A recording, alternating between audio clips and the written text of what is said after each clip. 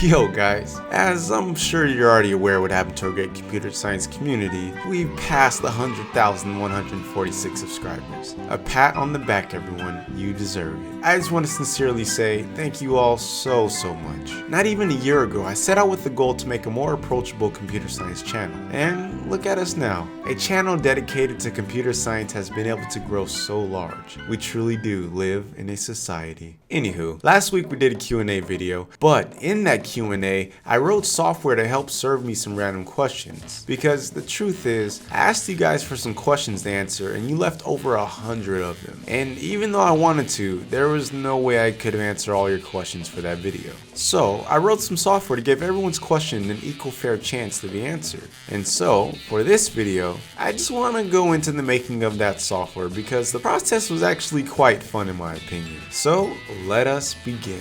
Now, first things first, I asked you guys for questions in the YouTube community tab, and I need to be able to somehow access that data in my app so I can queue it up on screen. And to get that data, unfortunately, there aren't any convenient APIs to access YouTube's community tab comments, or at least as far as I know. So we're gonna have to manually extract this data ourselves. And here is how we're gonna do it. On the actual community tab webpage itself, it has all the data that we need. And yes, this is obvious because how else will we be able to see it displayed on screen? So with that in mind, if we go into the source code of this webpage, which, quick tip, you can do for every webpage by hitting F12 in most browsers, but we can find the div that contains the entire comment section, and which we will copy and paste into a text file. Okay, now we have all the data that we need for our app locally stored on our computer. We just now need to point our app to this file and load comments from it.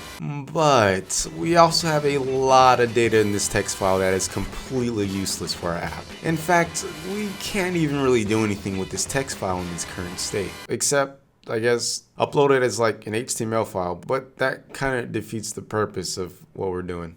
Anyways, the point is, what we need to do next is clean up this text file and extract only what we need. We're just gonna scroll down line by line looking for either a username or a comment and deleting everything else. Just give me one quick second here. So let's see. This line is not a comment, I don't think. So I should delete it. All right, next line, let's see. I guess we don't need this line either.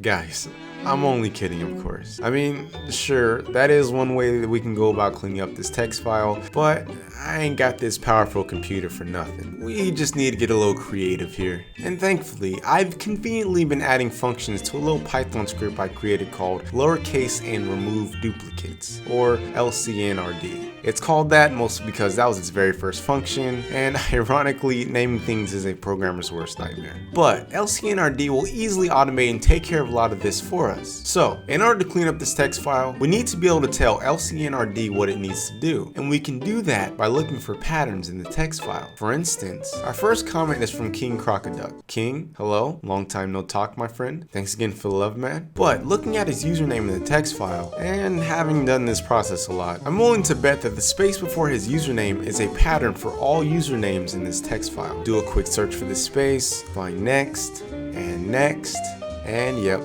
we've got a pattern. So now using my LCNRD from the terminal, I can point to the file that I want to perform this operation on, define the keep keyword argument, which will keep only the lines in our text file that have our keep keyword, run it, and boom. All the usernames from the web page have been scraped and are in chronological order. LCNRD automatically saves that to a text file for us, so let's just open that up. Specifically, use a basic text editor replace function, which in most cases is Ctrl-H for those of you who don't know, to get rid of that beginning space before usernames. And squeaky clean. Now we just have to do the same thing to extract the comments. Looking at this first comment again from King Crocoduck, and again having done this a lot, I'm willing to bet that this end tag, thanks to the question mark, will point us to every single comment in this text file. Do a quick search for this end tag, find next, and again, we've got a pattern. Now we just point to the file again using LCNRD, give it our keep keyword to handle its business, run it, and boom goes the dynamite.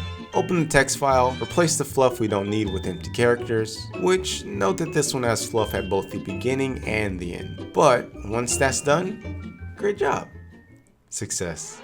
From there, we just create a pretty simple scene in Unity that via a script we can load the text files, grab a random username and comment, which share the same line number on both text files, replace the text on screen with the random user and comment, and we are now ready to take no responsibility on skipping your questions. And honestly, that's all there's to it. I set this up in a little room and filmed it using a controller as input to grab new random questions. And in case you missed that episode, you can watch that Q&A by the link in the description.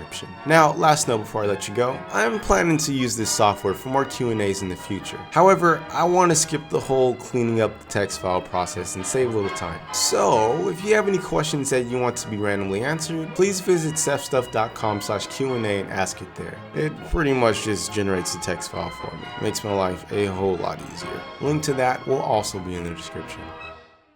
Alright guys, I hope that you enjoyed this week's episode. If you want to get your hands on LCNRD, link is in the description, it's on my GitHub, and it's open source. But if you do use it, just know that I update it every month or so with new functions, so just be on the lookout for that. Lastly, please do me a huge favor and subscribe to my channel if you haven't already. Hit that bell icon to be notified when I put up the next upload, and follow me on Twitter for like exclusive computer science stuff. Like for example, this ECS demo that I posted that uses 100,000 3D meshes to create a Dragon Ball Z spirit bomb. Does following my Twitter give you early access to future projects? Who knows? You may just have to follow me and find out. But other than that, I hope to see you guys next week. But whatever the case may be, remember to always feed your curiosity.